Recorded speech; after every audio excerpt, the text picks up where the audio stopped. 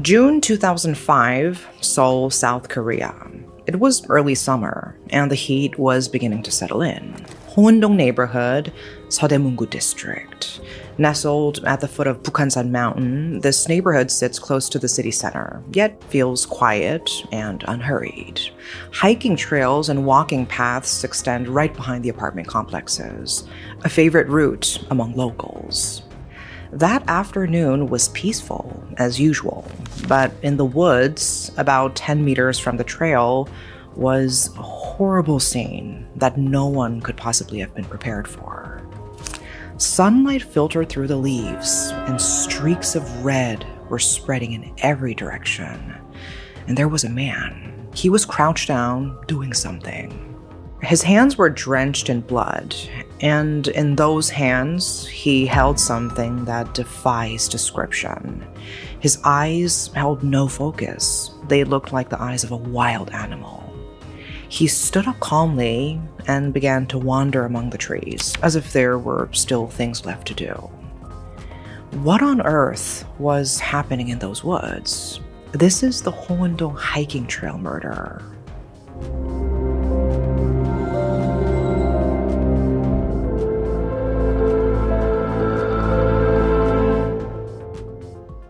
You guys know I'm Korean, right? But I was curious about my Korean ancestry. So I finally decided to try a DNA test. I used MyHeritage DNA, and the whole thing was really simple. For only $27, you get a little kit and do a cheek swab. It takes maybe like 2 minutes, and you mail it back. And a few weeks later, your results just appear in your inbox.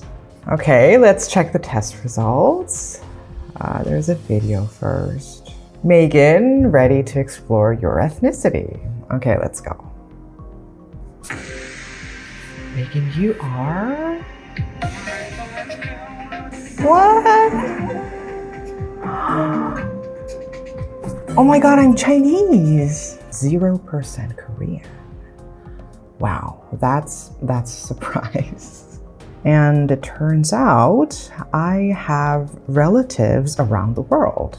There's someone from Norway, Austria. I think it's so interesting that you can find people who share DNA with you, like even people with different ethnicities. And there's also ancient origins. So it basically traces your DNA back thousands of years. So here it shows that my ancestors were mostly Yellow River Neolithic farmers. And honestly, this explains a lot. I like routine, I like staying home. Now, not only ancient origins, you can check out your traits. Okay, agreeableness. I am slightly more competitive, which is true. And let's see, creativity is on the lower side. Okay. Monogamy. Wow. Slightly less likely to be monogamous. Okay. Whether this is accurate or not, I think this could be a fun way to strike up a conversation with people. So yeah, this is what you get. Right now, through MyHeritage, you can actually get a DNA kit for just $27, which is much cheaper than most of the other tests out there. So if you've ever been curious about your own background, you can scan the QR code on the screen and use my code Megan27. And you can get a 30-day free trial. It was a Sunday, June 26, 2005, an apartment complex in the Hundong neighborhood, Seoul, a quiet neighborhood tucked beneath the ridgelines of 2 different mountains. The hiking trails connected directly to the back of the complex, a path residents knew well and loved. At around 4 p.m., a local woman surnamed Kim set out for an afternoon walk. It was a familiar, well-traveled route, and she climbed the trail with no particular worry on her mind. She had been walking for a while, enjoying the cool breeze, when she heard something strange. She couldn't tell what it was at first. She stopped and listened. Then it came again. A woman's scream. Sharp and desperate. It was still broad daylight, but the dense forest canopy made the trail dim. Most hikers had already descended, and the area was sparsely populated. Alone in the quiet shadows of the woods, Miss Kim felt fear closing around her. But the idea that someone might be in danger pushed her to act. She slowly made her way toward the sound, stepping cautiously. About 10 meters into the forest, just off the main trail, something unusual caught her eye. A man was hunched over, gathering leaves into a pile with frantic, almost unhinged movements. As she stood there watching, a chill ran through her. Through the scattered leaves, she noticed something horrifying, a pale, lifeless foot. She clapped a hand over her mouth and hid behind a tree. And she quietly took out her phone to call the police. "I'm at the Hundong Trail. There's a man here. I think he's burying a body," she said. And even after the call, she stayed and watched. The man didn't leave. He kept lingering, pacing around that spot. And he was holding something in his blood-covered hands. Miss Kim was no medical expert, but it looked like he was holding intestines. His eyes were vacant, but he continued to move with purpose around the trees, as if there were still unfinished business. The police arrived, and Miss Kim pointed the man out immediately, and he was arrested on the spot. He smelled strongly of alcohol and was heavily drunk. Police cordoned off the trail and moved to see what they were dealing with. Beneath the pile of leaves, a large mat was covering something. When officers carefully peeled it back, the worst was confirmed. It was a woman's body, and she was completely naked. Blood was smeared across her face and upper torso, and the state of her lower body was unspeakable. An officer looked up at the surrounding trees, and what they saw made everyone freeze. Hanging from the branches were red, glistening objects. Human organs draped across the branches like decorations. Detectives who had worked hundreds of crime scenes couldn't believe their eyes. None of them had ever seen anything like this before. And that was why the suspect had been pacing near the trees. He had been taking the organs and hanging them on the branches to create this horrific scene. The body was sent to the National Forensic Service for an autopsy. The cause of death was a fatal hemorrhage from multiple stab wounds. The victim had been stabbed repeatedly until she bled to death. At the scene, investigators recovered a pair of scissors that were 21 centimeters long. The perpetrator had used them to stab the victim dozens of times in the face, neck, chest, arms, and lower body. The right common carotid artery, the jugular vein, the left lung, the heart, and the liver had all been pierced. The right nipple had been bitten off. Teeth marks were clearly visible. But that wasn't the end. Inside the victim's body, investigators found a 1.8-liter bottle of Ogapi herbal liquor, a 1.5-liter plastic bottle of soju, a plum, and the victim's own wallet. The perpetrator had forced all of these objects inside her. When they couldn't fit, he cut the surrounding tissue with the scissors and pushed them in. The force had caused the internal organs to protrude, and those he had taken out and hung on the tree branches. The victim's identity was confirmed through the ID in her wallet. She was Park, 51 years old, a divorced mother raising 2 children on her own, an ordinary middle-aged woman. So how did this happen? The man arrested at the scene, holding the victim's organ in his hands, was Kim, 46 years old, and he worked in interior renovation in the Hoendo neighborhood. He had a decent reputation at work. Colleagues described him as hardworking and said he rarely complained. He lived quietly, sent part of his paycheck to his girlfriend, and kept his head down. To everyone around him, he seemed like an honest, diligent man. But this was a mask he had been wearing for years. Kim was hiding a past that could never be allowed to surface. A prior conviction for rape and murder of a minor. December 1983, Suncheon City, South Jeolla Province. Kim was 24 at the time, serving in a public service role, an option that can be taken instead of Korea's mandatory military service. One day, he raped a 17-year-old girl who was living next door.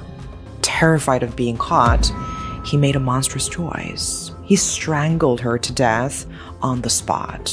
He killed a 17-year-old girl to hide his crime. Kim was soon arrested. At trial, he was sentenced to life imprisonment. However, 17 years into his sentence, Kim was released almost by chance. He was included in a special amnesty that was announced on Buddha's birthday in 2000. Approximately 1,200 model prisoners were designated as eligible for parole, a decision that, of course, drew controversy. The biggest question was whether inmates serving life sentences for murder should be included at all, but the criticisms fell on deaf ears, and a man who had raped and murdered a minor walked back into society. And had he reformed? No. Just 1 year after his release in April 2001, Kim reoffended. He tried to assault a 21-year-old female co-worker at the factory where he was employed. She resisted fiercely, and he was stopped before he could carry out the attack. However, during the struggle, he brutally assaulted her. She suffered the most damage to her face, along with fractures and other serious injuries that required 3 weeks of medical treatment. Kim was later sentenced to 2 years and 6 months in prison for aggravated rape. He was released again in June 2003. Profilers who later analyzed the Hundong case pointed out that Kim's 1983 crime was likely already highly sadistic in nature. And he had a pattern of going AWOL during his public service, suggesting instability well before that.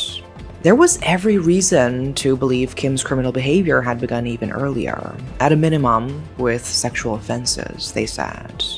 More troubling still was what Kim's criminal record revealed about the justice system's response. There was no serious analysis of how dangerous this man was or why he kept reoffending.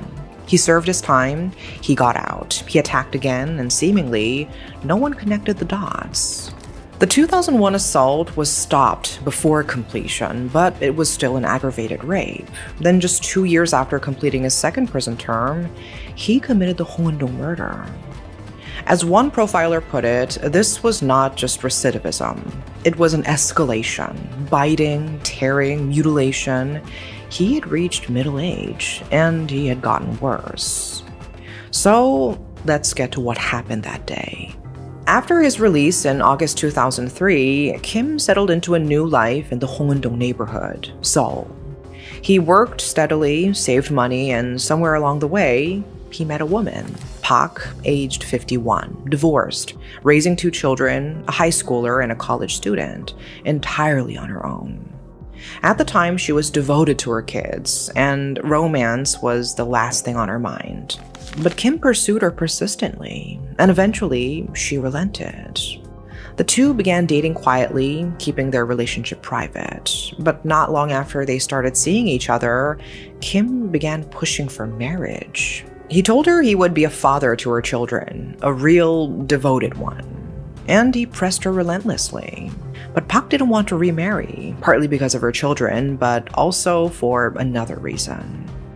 The more time she spent with him, the more something felt off. She felt discomfort, repulsion, and at times, outright fear. Especially in intimate moments, Kim's sadistic tendencies became hard to ignore. Park felt it instinctively. This is not someone I want to marry. Meanwhile, Kim was growing increasingly anxious. She kept refusing his proposals, and at the same time, she seemed to be pulling away. Was there someone else? Kim's suspicions started to grow. The relationship began to fracture. Arguments grew more frequent, and they broke up and got back together over and over. And just like that, their relationship was stuck in a vicious cycle. Then came June 26, 2005. About 2 years into the relationship, they went hiking together. The mountain behind the Hoendo apartments, a trail they both knew well. They climbed together, worked up a sweat, and had made it roughly 80% of the way up by around midday. Then, spreading a mat on a small patch of ground around 10 meters off the main trail, they ate the lunch Kim had packed. They also drank a 1.5-liter bottle of soju and a 1.8-liter bottle of okapi liquor. The breeze was cool, and the mood wasn't bad. Then Kim spoke. "I want to spend my life with you. Let's get married," he said. Another proposal. Kim turned him down again. She had already refused him multiple times, but this time, Kim's reaction was different. "What do you mean? Do you know how much I love you?"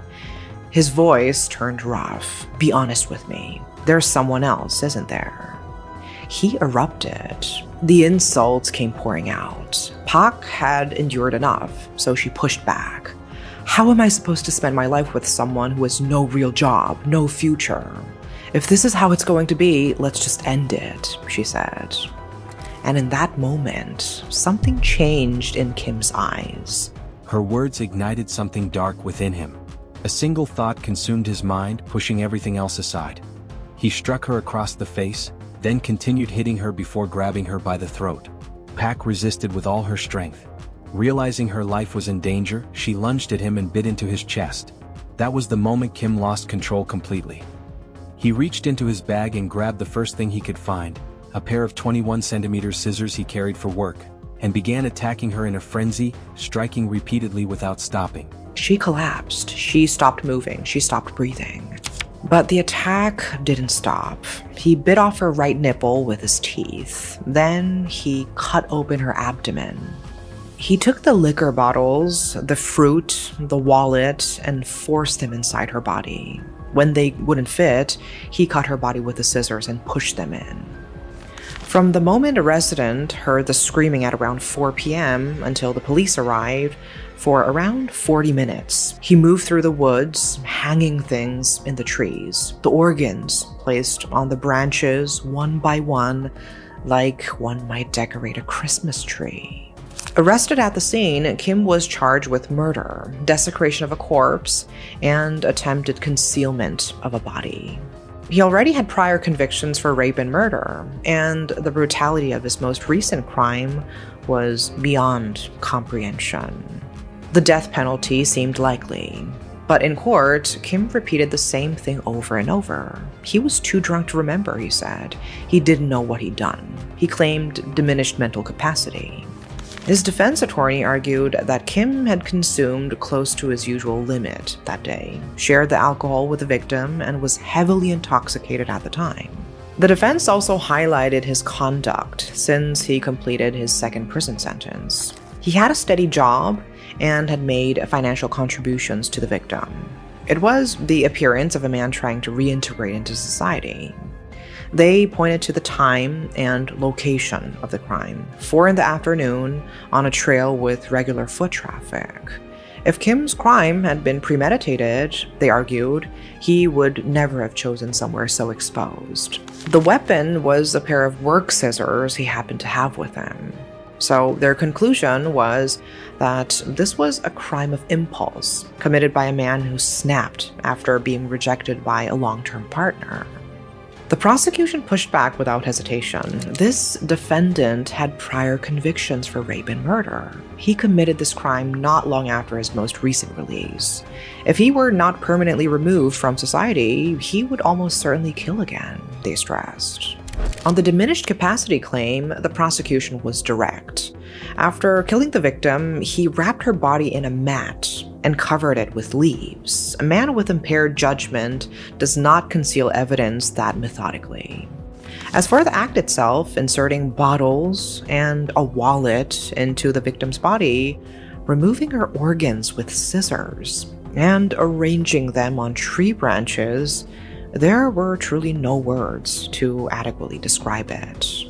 External analysts were even sharper. They stated that the narrative of the quarrel didn't hold together.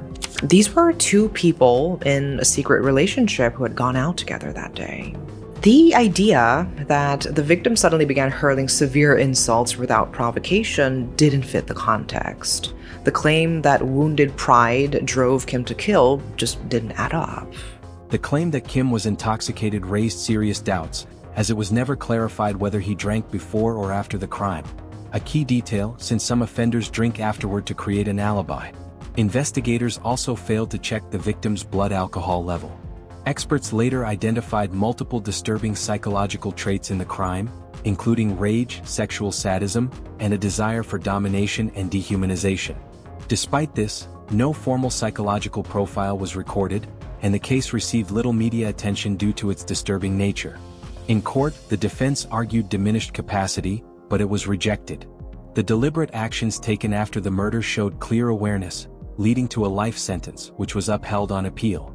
Kim had a history of violent crimes, including rape and murder, yet was released multiple times before reoffending. After his 2005 murder conviction, he received another life sentence and became eligible for parole after 20 years. By March 2026, rumors began circulating that he may have been released. Alarmingly, his identity has never been publicly revealed, raising fears that he could be living freely without recognition.